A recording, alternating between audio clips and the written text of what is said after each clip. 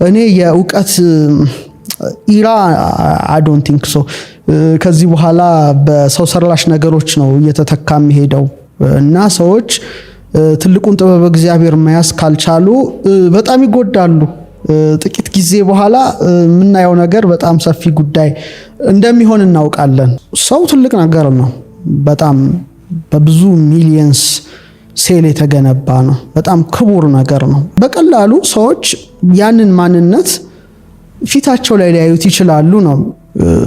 ብሩህነቱን ሙቀቱን ትቶ በብርሃኑ ፈጠራቸው ነው። ከዛ ከባቢ አየር አለ፣ ከዛ ውሃና መሬት አለ። ተፈጥሮ እኛ ፊት ላይ ያለ ነው። ሰዎች ምን ላይ ናቸው የሚለው በራሳቸው ሊያውቁት ይችላሉ። ለምሳሌ መላእክት ባህሪያቸው እንደ ነፋስና እንደ እሳት ነው። እንደ ነፋስ ይፈጥናሉ፣ እንደ እሳት ይረቃሉ ምናምን። እንስሳ ደግሞ አብዛኛው የሚጫነው አራዊት ውሃና መሬት ነው። ሰው ሁለቱንም አስተባብሯል ነው። ምሳሌ እሳትና ነፋስነትሽ ካየለ ኮምፕሊትሊ ምን ትሆኛለሽ? ወደ ላይ መሄድ ትመኛለሽ ነው። እሳትና ነፋስ ወደ ላይ ነው በብዛት ቀሊላድ ናቸው ይላሉ ኢትዮጵያ ሊቃውንት። ሰው እሳትና ነፋስነቱ ከበለጠ እንደ መልአክ መሆን ሰው ያምረዋል። በቃ ተመስጦ ይወዳል፣ አምላክን ማመስገን ይወዳል። በቃ የሆነ ረቀቅ ወዳለው እንትን። ውሃና መሬትነቱ ከከበደው ደግሞ ብላ ጠጣ ተኛ፣ ከዛ ውጭ ሊያስብ አይችልም እና እየተሸናነፈ ይኖራል ነው። ነፍሱ ከሞተ በኋላ ወዴት እንደሚሄድ በራሱ ሰውነት ውስጥ ያውቃል ነው። የኢትዮጵያ ዕውቀት ነው። እሳትና ነፋስ ከላይ ናቸው፣ ውሃና መሬት ከታች ናቸው። ነፋስና እሳትነቱ ማለትም የመልአካዊ ኩነትነቱ አመዝኖ ከኖረ ሲሞትም ነፍሱ ወደ ላይኛው ዓለም ነው የምትሄደው፣ አፐር ወርልድ ነው። ውሃውና መሬትነቱ ከብዶት ምድር ላይ ከኖረ ወደ ታችኛው ዓለም ነው፣ አንደር ወርልድ ነው፣ ወደ ሲኦል እንደማለት ነው። ሰው ያውቀዋል። አንዳንድ ሰዎች ሞትን በጣም ይፈራሉ። ሲኦል ይመስላቸዋል፣ መሸነፍ ይመስላቸዋል። ኢንጆይ የሚያደርጉትን ዓለም ጥሎ እንደሚሄድ አድርገው ያስቡታልና የሆነ ነገር እንደሚቀርባቸው አድርገው ያስባሉ። አንዳንድ ሰዎች ደግሞ ሲያወሩ ወደ ተሻለ ቦታ፣ ወደ አባቴ ወደ ማርፈበት ቦታ ነው የሚሄደው ብለው እስከ መጠበቅ ደረጃ ይደርሳሉ። ይሄ ከዚህ ከአራቱ ባህሪያት ጋር ይያዛል ማለት ነው። ኤግዛክትሊ የትራንሴንድ ነው። በምድር ላይ ይሄኛው ከበለጠ እኮ ሚስ የምታረጊው ላይኛውን ዓለም ነው፣ የምትኖሪውም ለላይኛው ዓለም ነው። ይሄኛው ግን ሽግግር ነው። ለምሳሌ አሁን ቅዱስ ጳውሎስ እኔ ከክርስቶስ ጋር ልኖር እናፍቃለሁ ይላል። ከሁሉም ይሻለያ ነው። ስለዚህ የምታውቂው ዓለም ላይ ነው የምትሄጂው። በህይወተ ስጋ አውቀሽዋል። ተው እኮ ስጋ ነፍስ መንፈስ ነው። ያ ነው ሶስት ነገሮች እንደ እንቁላል በዩ እንቁላል ከላይ ቅርፍት አላት አይደል? ጀስት እሱ ስጋ ነው።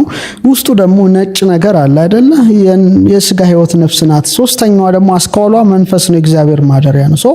ሰዎች ስጋቸውን፣ ነፍሳቸውን፣ መንፈሳቸውን ማጣጣም መቻል አለባቸው እና ሶስቱን አዋህዶ ሰው ከኖረ በእርግጠኛነት ጥሩ ዓለም ይቆየዋል የሚል እምነት አለኝ። ተፈጥሮ በጣም የከበረ ነገር ነው። ምሳሌ በመጀመሪያ እግዚአብሔር ሰማይና ምድርን ፈጠረ ይላል።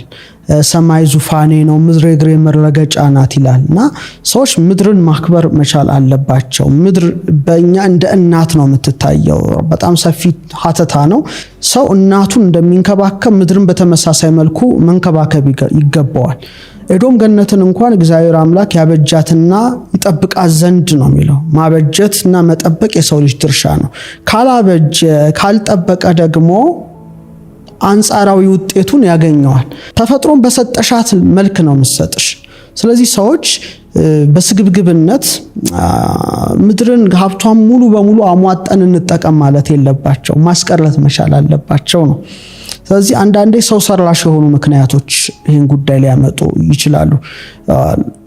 ለምሳሌ ምድራችንን በደንብ አድርገን ብናስተውላት ከእግዚአብሔርም የታዘዘውን ትእዛዝን ብናስተውል ምን ይላል? ሰው 6 ቀን ሰርቶ በሰባተኛው ቀን ይረፍ እንደተባለ ምድር ራሱ በሰባተኛው ዓመት እንድታርፍ እግዚአብሔር ይፈቅዳል ማለት ነው።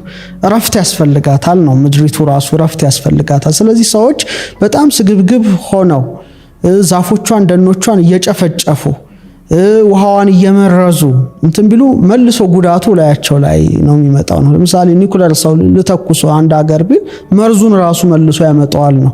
ስለዚህ ተፈጥሮን ባጎሳቆልናት ቁጥር ወደኛ መምጣቱ አይቀርም። ምክንያቱም እንደ ሰው ነገር ናት። ባህሪዋ ጠባይዋ ሲፈጥራት እግዚአብሔር በሴት አምሳል አንቺ ትባላለች። ሰው ለምሳሌ እኔም አንቺም ሁሉም የሰው ልጅ 70% ምንድነው ውሃ ነው። መሬትም በተመሳሳይ መልኩ 7% ውሃ ነው ማለት ነው። እኛ ሳምባ አለን አይደለ? ኦክሲጅንን ተቀብለን ካርቦን ዳይኦክሳይድን ያወጣል ሳምባችን። በተመሳሳይ መልኩ ምድርም ደኗ እንደ ሳምባዋ ነው የሚታየው። አይሽ ኦክሲጅንን አውጥቶ ካርቦን ዳይኦክሳይድን ወስዶ በአንጻሩ ማለት በፎቶን ሲንተሲስ ሂደትና ደኖቿን ጨፈጨፍሽ ማለት መተንፈሻዋን አሳጣሻት ማለት ነው። ልክ እንደ ስኪን ደግሞ አፈር አላት። እኛ ቆዳችን ለምሳሌ የምናየው ውስጣችን ያለውን የደም ስርን ጠብቋል አይደለ? አሁን ቆዳችን ቢላጥ ውስጣችን ነው የሚታየው፣ ደማችን ነው የሚፈሰውና እግዚአብሔር ከላይ ይሄን ሁሉ መከለያ አድርጎልናል። ሴላችን ይጠብቃል ከብዙ ጉዳት። አፈርም በተመሳሳይ መልኩ የዛፍ ስሮችን ልክ እንደ እነሱን ይጠብቃል ማለት ነው። ልክ እንደ እኛ ስራዎች ጅማቶች እንዳሉ በተመሳሳይ መልኩ የዛፍ ስሮች አሏት። 12 ይባላሉ።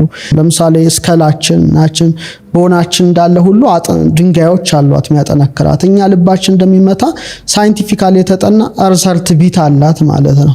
ስለዚህ እቺን ነገር መንከባከብና መጠበቅ የሰው ልጅ ድርሻው ነው። መሬት እንዳይንሸራተት ዛፍ መትከል አለበት አይደል እንዴ? ካለበለዚያ ተንሸራቶ ራሱን ያጠፋል። ስለዚህ ሰዎች ተፈጥሮ ባጎሳቆሉ ቁጥር በሰው ሰራሽ መንገድም ሊሆን ይችላል፣ በሌላም መንገድ ሊሆን ይችላል። ባጎሳቆሉ ቁጥር መሬት ራሷ ዋጋቸውን ትከፍላቸዋለች ለማለት ነው። እዚህ ላይ የእግዚአብሔር ቁጣ አይደለም። ሰዎች በስንፍናቸው የሚያመጡት ነገሮች ዋጋ ያስከፍላቸዋል በራሳቸው ጊዜ ማለት ነው። ጊዜውን ያልጠበቀ መሰረተ ልማት በጣም አደገኛ ከሆነ መሬትን ሊሰነጥቀው ሊያንሸራትተው ይችላል። ይሄ አንደኛው ነው። ሁለተኛው ግን እንደ ፍርድም ደግሞ የሚታይበት ጊዜ ያለ እግዚአብሔር ቁጣ ብሎ የሚታይበት ይሄ ምሳሌ በእሳት በውሃ በነፋስ በመሬት ቅጣትን ቀጥቷል ማለት ነው። ለምሳሌ ለምህረት የሆኑት ለቁጣ ይሆናሉ ነው፣ ይለወጣሉ። ለምሳሌ በኖህ ዘመን ውሃ አጥፍቷል። ውሃ ጥፋት ምክንያት ሆኗል። እሳት ደግሞ የሰዶምን የገሞራን ሲባ ማዲያምን አጥፍተዋል። በነፋስ እንደገና 8 የቁጣ ነፋሳት ወጥተው አጥፍተዋል። በመሬት ደግሞ መሬት ተከፍቶ ያወጣቸዋልና ይሄ እንግዲህ አይነት ከላይ ከባለቤቱ በህብረት ለበደል ነው በደል ከመጣ ግብጽ ላይ እንደወረደው መቅሰፍት ምንድነው? የሰው ልጅ የሚያድነው ትህትናና ንስሐ ነው። ሌላ ነገር የለም። መውደቅ፣ መንበርከክ፣ አምላኩን መማጸን ነው። ሶስተኛው ግን ምድር ራሷን ታድሳለች ነው። ወተሄድስ ገጻ ለምድር ይላል ዳዊት። የምድርን ፊት ታድሳለህ። ለምሳሌ ርዕደ ምድሮች ብዙ ነገሮችን ይፈጥራሉ። ሸለቆ ይፈጥራሉ፣ አዲስ መልክዓ ምድር ይፈጠራል፣ አዲስ ተራራ ይፈጠራል፣ አዲስ ሐይቅ ይፈጠራል፣ አዲስ ባህር፣ ብዙ ነገሮች ይፈጥራሉ። ስለዚህ ሰዎች አንድ ነገር ብቻ አይተው እንዳይወስኑ 360 ዲግሪ ወስነው ከመሬት ጋር ያላቸውን ደግሞ ትስስርም አጠናክረው ቢኖሩ። ምክንያቱም እግዚአብሔር ሰውን ከምድር አፈር አበጀው ይላል። ስለዚህ ኢቭን የሚገርምሽ ከሰው ልጆች ይልቅ ከመሬት ጋር ትስስር ያላቸው ውሻ በዩ ሌሎችም እንስሳት ስለ ርዕደ ምድር የተሻለ ሴንስ ያደርጉታል ከኛ በበለጠ ማለት ነው።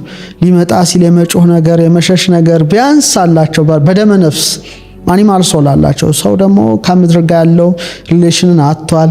እንደ ድሮ በባዶ እግሩ አይሄድም፣ ከፈጥሮ ጋር አይውልም። ስለዚህ ስክነት የሌለው አይነት ሆኗልና ሞር ከዚህ አንጻር ቢታይ መልካም ነው እላለሁ።